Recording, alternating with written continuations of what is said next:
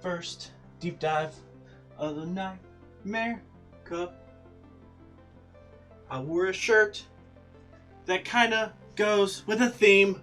What is up, guys? So today we are back with another deep dive, and today we're actually doing our very first deep dive on the Nightmare Cup. It's still really hard to just transition straight into Nightmare Cup.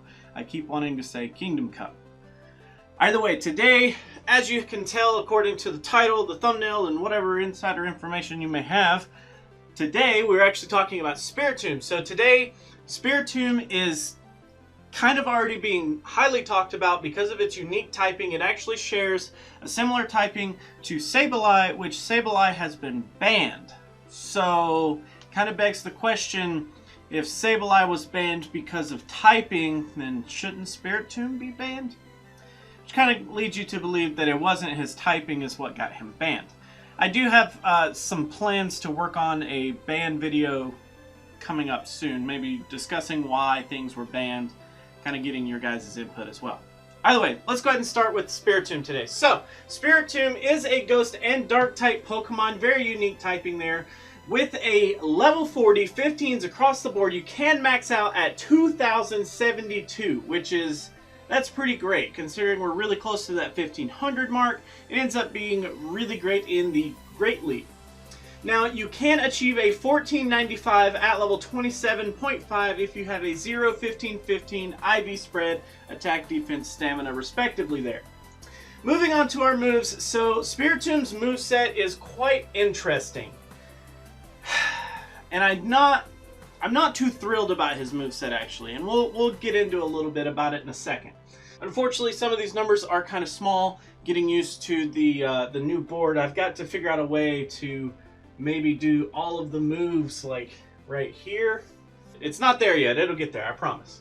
So starting with our moves here, with our fast moves, we do have Feint Attack and Sucker Punch. Both of these are, of course, dark moves, which are color-coded up here for stab effect.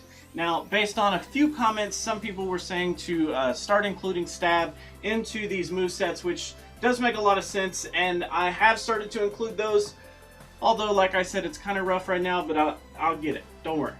So Feint Attack actually gains 3 energy per turn with a 3 damage per turn. Sucker Punch actually gains 3.5 energy per turn for a 2.5 damage per turn. So while you do lose a little bit of damage with Sucker Punch, the extra half an energy per turn does get you to these charge moves quicker. Even though it's only half an energy, I think it's way more important with a Pokemon that has such lower charge moves, because even though it's only half an energy, getting to these charge moves fast is the whole point of using Spiritomb, in my opinion.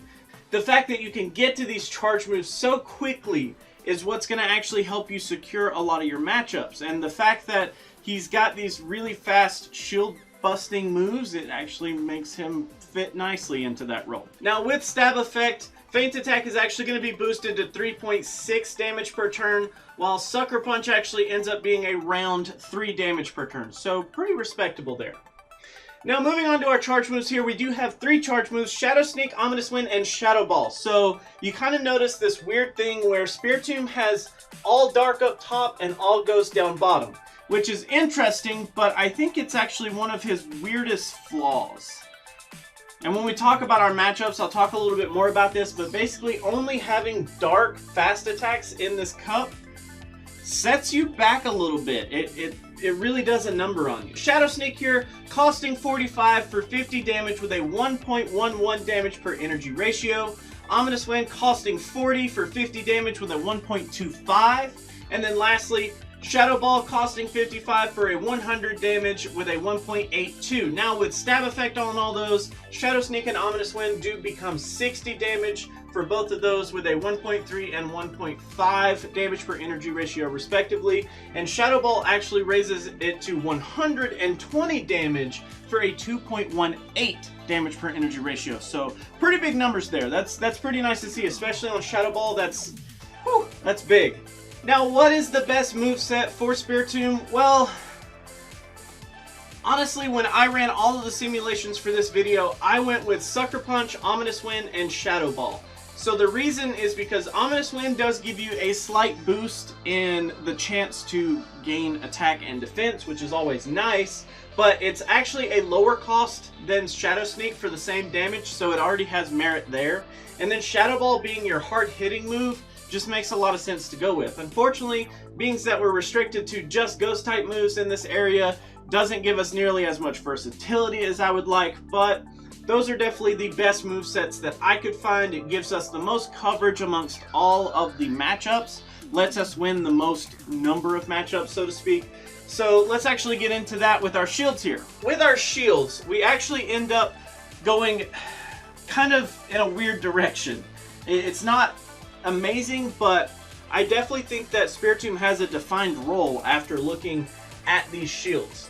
So in a 0 versus 0 shield situation, or a lead-off situation if you will, Spiritomb actually ends up winning 65.7% of the matchups. Now in a 2 versus 0 shield situation, so where I have 2 shields and my opponent doesn't have any shields, we actually end up winning 94.0% of those matchups.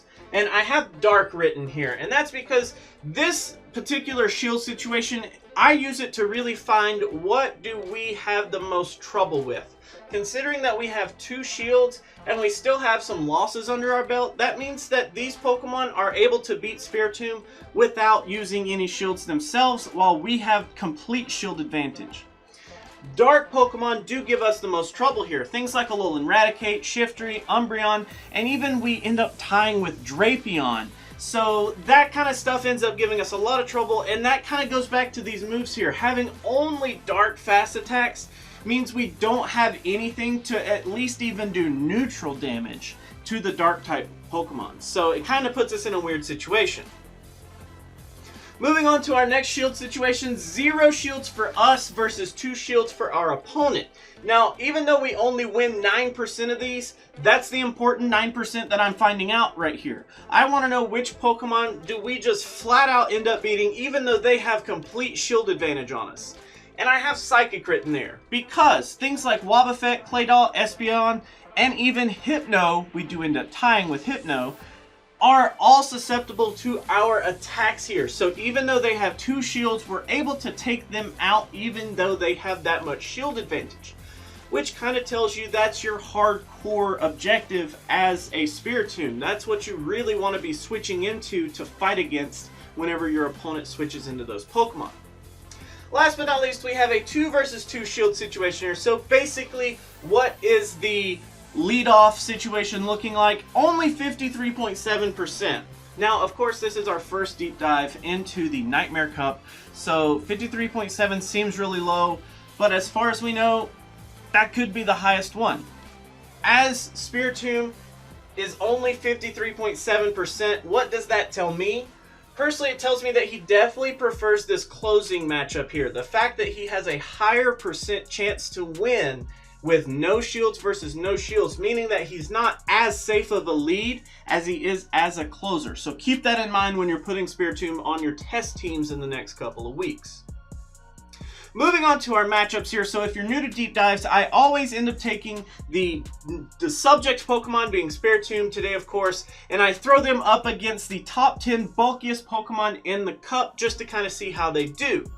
Well, Spiritomb ends up having really favorable matchups against most of these Pokemon, which I think is why a lot of people are already talking about Spiritomb, because he's a really good Pokemon to take out a lot of the big bulk type Pokemon. So we end up having positive matchups up against Wobbuffet, Hypno, Claydol, Bronzong, Slowbro, Slowking, Metang, and Grumpig. Do you see a common theme there? Yeah, all of those have some association with Psychic typing. So it's kind of a big deal that we end up taking out 8 out of 10 when they're all Psychic. Now we do have some losses out of these top 10, both of those being Umbreon and Alolan Raticate. And do we lose hard to them? Oh yeah. So Alolan Raticate and Umbreon both have quite a bit of bulk to them, and the fact that we can't output even neutral damage to them really gives us a hard time going up against them as a Spiritomb. Now let's actually talk a little bit about counters here. So we're going to be looking at what role should your Spiritomb kind of be focusing on, and if you're expecting Spiritomb to be a threat in your local communities, what should you be using to counter that Spiritomb? Let's actually go over how to counter Spiritomb first. So basically this is kind of a given. Dark types. It's been said several times already in the video. Dark types like Alolan Raticate, Umbreon, and Honchkrow all end up having really good matchups up against Spiritomb because we're unable to do much damage back. Now in terms of what we do good against, we actually have good matchups up against the Psychics, of course. Things like Chimecho, Gardevoir, and Hypno all have big problems with us, but also the fighting types are kind of not as like clear cut as the Psychic types. We don't hardcore counter them, but we do only end up tying against one of them and we beat all of the other ones. So we actually end up tying with the Hitmontop. Kind of crazy, but we actually end up beating both Hitmonlee and Hitmonchan, Gallade, and Lucario. So we have favorable matchups against all of the fighting types except for Hitmontop, which is kind of awkward, but you do end up having a lot of nice matchups with Spiritomb, which is very intriguing. Now remember, all of the simulations in this part of the video have been taken into account with 0 versus 0 shielding. The reason that I do 0 versus 0 is so that when my back is up against the wall and I have nothing left, I want to know what basically I'm going up against, right? I want to know, up against the Psychics, I've got it. Up against Fightings, I pretty much got it. And up against the Darks, I can pretty much just, give up. Last but not least here, let's look at a couple of pros and cons for Spiritomb. So let's actually go over the cons first. Let's get the bad stuff out of the way. Our first con is that it could end up being pretty costly. The fact that it was a special research, the fact that we can't just go out and find Spiritomb in the wild means that you're gonna have to be spending rare candies to power one up. Now, I do have a guy in my local community that already has one powered up, as he really wanted to use one back in the Twilight Cup, but other than that, that's the only person I know that has even come close to powering one up. Like, everybody else just considers it a dex filler. I don't even know if I still have mine. I think I might have transferred it. Our next con is the fact that we can actually end up being walled off by certain dark types. So the fact that we only have dark type attacks to work with as our fast attack, we end up relying really heavily on our ghost type attacks to really do our damage in a dark type situation. Unfortunately, there's not too many of the dark matchups that we end up winning, so we can actually end up getting walled off pretty hard by an entire typing, which is scary when you think about putting Spiritomb on your team, at least for me. Moving on to our pros though, we do have two pretty good important things to talk about. We do have some great matchups with Spiritomb. Beating 2 out of the 3 typings in general is pretty heavy. Now of course, circumstances can change. This is from clean simulations with, no shields, but beating 2 out of 3 typings on paper is pretty good. Of course, that doesn't mean that he's the end-all be-all pick and you should always have Spiritomb on your team, but it actually works a lot in his favor to have all of those matchups under his belt. Would Spiritomb have a belt? Our other pro is that he does seem to like closing. The fact that we have more wins in the closing category than we do in the opening does mean that we can favor closing, but it's a gamble. Remember the fact that if we go up against a dark Pokemon as their closer versus our Spiritomb, we pretty much can just chalk that up to a loss. So while it is better at closing, the fact that he can be walled off by an entire typing is scary. I don't know necessarily that it warrants that much of a spot on my team personally. I'm not super impressed with Spiritomb, although he does have a really nice place in the meta already, considering that a lot of people are going to have trouble getting over that entire typing anyways. He's basically going to be really good unless they know the matchup. And some people will probably be caught off guard with it, so it might actually be worth running in the first early stages. That's just my findings, guys. That is just my opinion on Spiritomb. I'd love to know yours down in the comments below. If you have anything to say about Spiritomb, let me know. I'd love to discuss it with you. It'd be nice to hear some of your guys' thoughts on what Pokemon to pair Spiritomb with. I think he's got an interesting typing, and I don't know exactly how I would use him on a team quite just yet. And as always, if you are new to Deep Dives, just remember that if you have any Pokemon that you personally are looking forward to, you can drop it in a comment below, and I'd love to put it in the spreadsheet and start working on doing a deep dive for you guys. Coming up this month, I do have a couple of things planned where we're going to talk a little bit about the ban situation. We're going to do some versus videos, and I have a cool one that I'm thinking about where we do versus between Hitmonlee, Hitmonchan, and Hitmontop. We'll put all three of those head to head and see what kind of matchups they all end up having and which ones end up being better than the other. I can kind of already expect that Power Up Punch is probably going to be the runaway ticket there. I think Hitmonchan might already have it, but that's just off the top of my head. I don't know. We'll look into it later. Also, for another versus idea, I do want to do Slowbro and Slowking. Considering that they are two of the bulkiest Pokemon in the cup, it'd be nice to know which one is more useful in the cup so that you can start using that in your practices coming up soon. So that is actually all that I have for today, guys. Thank you so much for hanging out and watching. If you like to like videos, make sure you do that. If you don't, you can be that guy. Otherwise, let me know what you have to say down in the comments below. And until our next video, I will catch you then.